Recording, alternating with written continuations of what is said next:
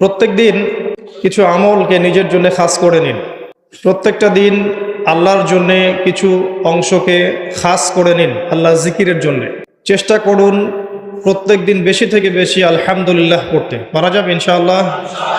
কমপক্ষে 100 বার পড়ার চেষ্টা করেন সুবহানাল্লাহ। পারা যাবে ইনশাআল্লাহ?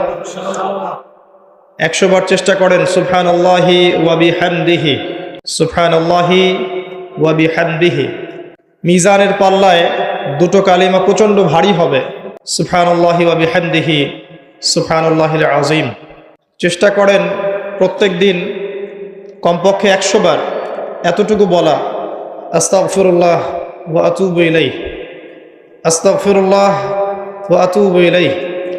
নবী সাল্লাল্লাহু আলাইহি ওয়াসাল্লাম, যার আগের পিছের সমস্ত গুনাহ মাফ, যিনি নিষ্পাপ মানুষ, তিনি দিনে 100 বার আল্লাহর কাছে ইস্তেগফার করতেন।